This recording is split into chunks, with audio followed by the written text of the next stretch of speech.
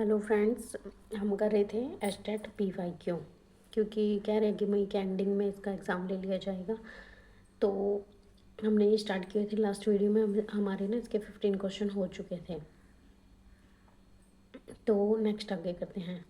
निम्नलिखित में से मैकडोगल द्वारा वर्णित मूल प्रवृत्ति कौन सी है? जिज्ञासा, गौरव, पलायन और प्रोक्समी। तो ये सारी है, जिज्ञासा भी है, गौरव भी है और पलायन भी है। यहाँ पे इधर ये इंग्लिश में है और इधर हिंदी में। मैकडोगल, वाइगोत्स्की, पियाजे और एरिक्सन, ये सारे जो है ना, इनका तो कॉन्सेप्ट करना ही करना है क्योंकि इनमें से ही क्वेश्चन आते हैं। नेक्स्ट है, राम 5 वर्ष का है जो पत्थर को सजीव मानना आरंभ कर रहा है। तो जिन पियाजे के अनुसार राम का क्या व्यवहार है, राम का यह व्यवहार क्या है? तो ये कॉन्सेप्ट जिन पियाजे के कॉन्सेप्ट, मतलब ये क्वेश्चन जिन पियाजे के कॉन्सेप्ट से पूछा गया है। क्या है वो? ईगोसेंट्रिक बोलते हैं इसको, सेल्फ कंसेंट्रेड, आत्म केंद्रित, जीववाद, एनिज्म, अहम केंद्रित, ईगो सेंटर्ड लैंग्वेज है या संरक्षण है, कंजर्वेशन है। ठीक है। कंजर्वेशन,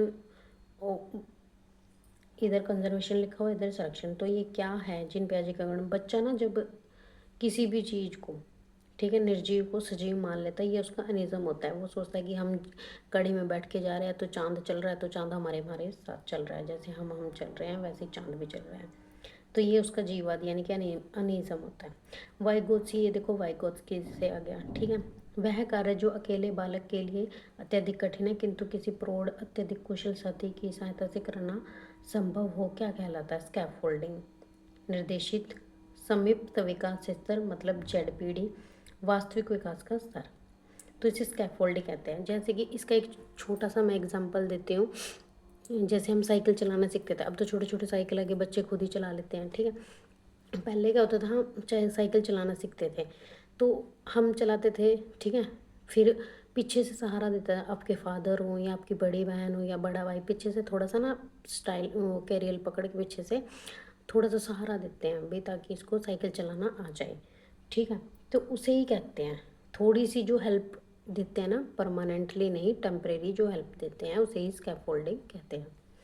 विशेष अवधि के दौरान विकास प्रगति करता है लेकिन इस अवधि के समायोजन के लिए विराम करता है। यह विकास के किस नियम का अनुसरण करता है? ये है डेवलपमेंट चैप्टर से, कि विकास एक प्रगति भी करता है और बीच में विराम, समायोजन के लिए, एडजस्टमेंट के लिए वो विराम करता है। तो इसे क्या कहेंगे? समन्वय का सिद्धांत, निरंतरता का सिद्धांत, क्योंकि जो डेवलपमेंट है वो रेगुलर होता रहता है। चक्राकर प्रगति यानी कि लॉ ऑफ स्पेरियल डेवलपमेंट और लॉ ऑफ सेम पैटर्न। तो इसका आंसर है लॉ ऑफ सेपरेटर स्पाइरल। सब स्पाइरल यानी कि चक्राकर, चक्राकर प्रगति, चक्राकर डेवलपमेंट। तो नेक्स्ट क्वेश्चन है हमारा, राम और श्याम की आयु समान है परंतु उनके सामाजिक और मानसिक विकास में काफ़ी अंतर है। यह विकास के किस सिद्धांत पर है का कारण होता है? जाहिर सी बात है, अब एक जो गरीब स्थिति में पैदा हुआ है बच्चा और एक अमीर में, तो उन दोनों के विकास में डिफरेंस होगा। ठीक है। उसे व्यक्तिगत विभिन्नता का सिद्धांत भी कहते हैं। और हाँ, ये देखिए आगे आंसर भी यही है। आगे विकास के किस सिद्धांत के कारण है? परमार्जिता का सिद्धांत, निश्चित और पूर्वकथनीय प्रतिरोध का सिद्धांत, व्यक्तिगत का सिद्धांत या समान प्रतिकूल का सिद्धांत। तो सबके लिए सिचुएशन अलग अलग होती है। ठीक है। तो ये व्यक्तिगतता का सिद्धांतों का, उसका डेवलपमेंट किसी और चीज़ से होगा, उसका मतलब विकास किसी और तरीके से होगा। ठीक है। वो अपने काम करने के, उसको जीवन जीने के लिए कुछ चीज़ें गरीब वाले बच्चे को कम मिलेंगी, अमीर वाले को हर फैसिलिटी मिलेगी। तो ये डिफरेंस होता है। बेसिक शिक्षा हेतु महात्मा गांधी ने किस पाठ्यक्रम पर बल दिया था? हस्तकला केंद्रित, पुस्तकला केंद्रित, कार्य केंद्रित या संगीत कला, यानी कि हैंडक्राफ्ट। जो महात्मा गांधी थे उन्होंने ये कहा कि बच्चा ना अपने हाथ से जो हैंड बेस्ड कार्य है, जो हैंड बेस्ड यानी कि हैंडक्राफ्ट सेंटर्ड बोला उन्होंने, कि हाथ से सीखा हुआ जो काम है वो कभी बेकार नहीं जाता। अभी बच्चा अपने काम के साथ साथ अपने हाथों से भी वो कार्य करें, जैसे मतलब स्टडी वगैरह तो चलती है, इसके अलावा भी। मनोवैज्ञानिक थार्नडाइक ने व्यक्तित्व को किस आधार पर बांटा है? अब ये थार्नडाइक के चैप्टर से आ गया है। उसने पर्सनैलिटी को किस आधार पर बांटा है, ठीक है, on the basis of thinking and imagination, चिंतन, थिंकिंग कल्पना यानी इमेजिनेशन पर, प्रभुता या अधीनस्थपूर्ण के आधार पर, बेसिक ऑफ डोमेन और सबऑर्डिनेट स्वतंत्रता व निर्भरता के आधार पर, इसे बोलते हैं इंडिपेंडेंस एंड डिपेंड्स, इनमें से कोई नहीं या नन ऑफ द, इनमें से कोई नहीं। तो पहला इसका आंसर है चिंतन व कल्पना शक्ति के आधार पर।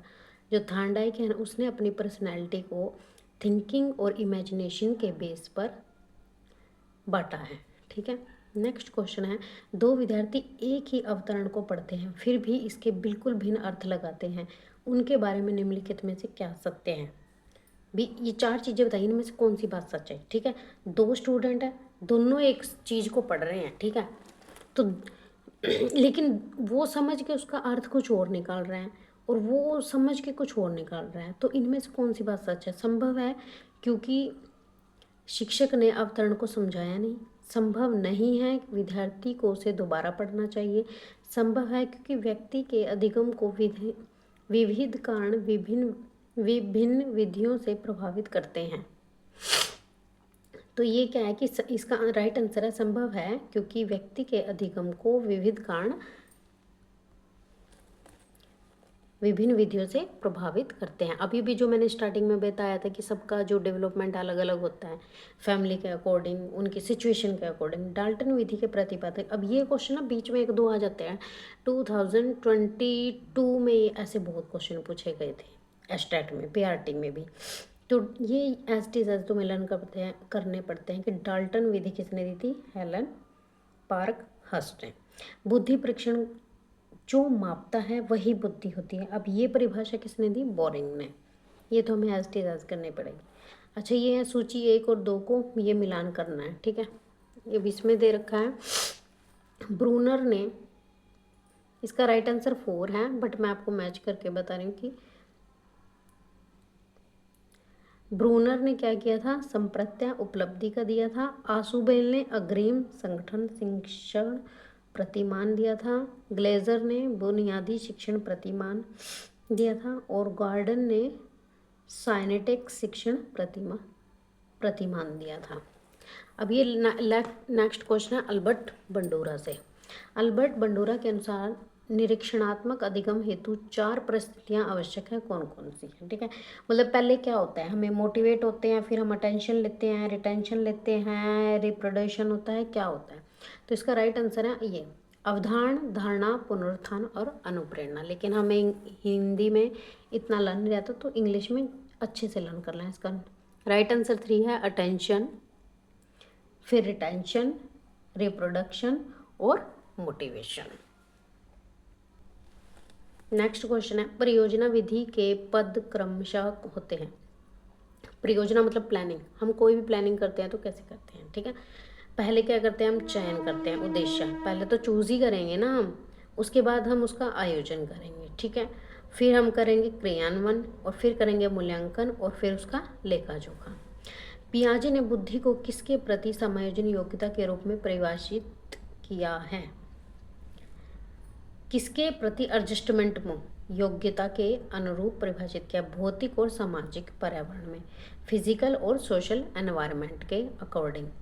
निम्नलिखित में से किसमें न्यूनतम अवधान की आवश्यकता होती है, जिसमें बहुत ही मिनिमम अटेंशन की ज़रूरत पड़ती है। मिनिमम अटेंशन होता है वो क्या होता है, आदत में, अधिगम में, संप्रत्य में, समस्या समाधान। अब जाहिर सी बात है, अगर हमें लर्निंग करनी पड़ेगी तो उसमें मिनिमम अटेंशन तो नहीं, उसमें तो अटेंशन ज़्यादा देनी पड़ेगी।